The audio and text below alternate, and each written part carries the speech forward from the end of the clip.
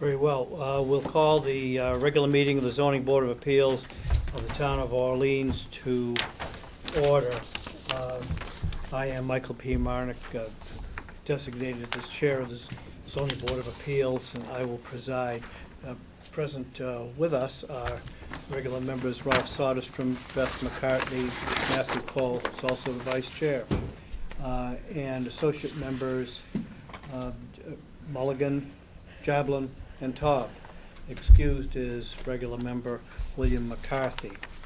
There are three items on the agenda for this evening. The first is housekeeping. The last meeting of the board was on July 15, 2015. The minutes of the meeting have been circulated. I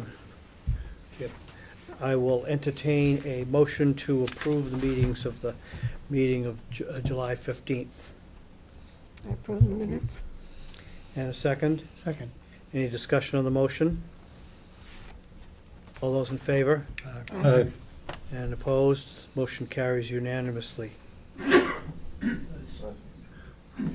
was extremely negligent in failing to recognize also that present is the Board Secretary, Sandy Stewart, and Tom Evers, who represents the Building Commissioner of the Town of Orleans.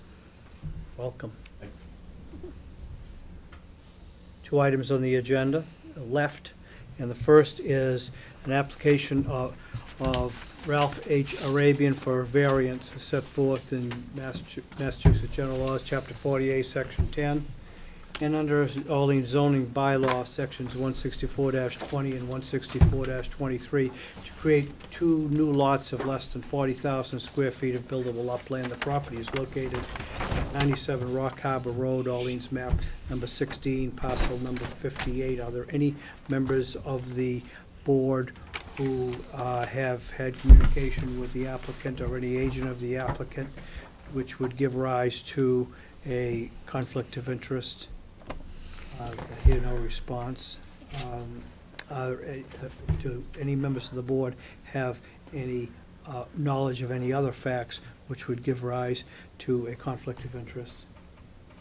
I hear no response at all.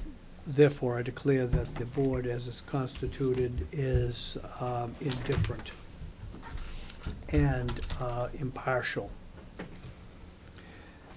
The applicant proceed. Who's voting, sir? Excuse me? Who's voting? Very well. I would have designated that later. In this case, regular members Marnick, McCartney, Soderstrom, Cole, and associate member Mulligan will consider. All members will be allowed to question and examine and discuss. Good evening, Mr. Chairman, members of the board. My name is Dick Laraya. I'm a partner at the law firm Laraya & Kanega. I've been in law practice in Orleans for 34 years. I'm representing Mr. Arabian, who is here, the petitioner, and with me is Tim Brady from East Cape Engineering, a registered professional engineer and also a registered land surveyor. I will sit down. As you heard, and this case is about buildable upland and a lot that had plenty of buildable upland, but for last year's FEMA flood plain map that cut that buildable upland in half. So the section that we're working with is found in definitions, section 164-4, buildable upland.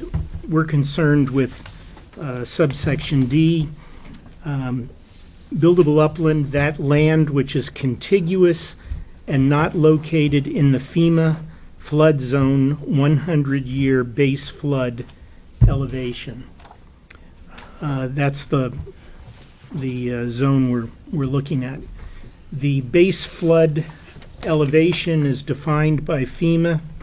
The computed elevation to which flood water is anticipated to rise during the base flood. Base flood elevations are shown on the FEMA flood insurance rate maps, or FIRM. The 100-year base flood elevation is the flood having a 1% chance of being equaled or exceeded in any given year. This is the national standard used by the National Flood Insurance Program and all federal agencies for the purpose of requiring the purchase of flood insurance and secondarily regulating new development of federal projects. So the property is 97 Rock Harbor Road, and I brought copies of Assessor Sheet 16 just to help us locate it. Thanks. Thank you. It's shown with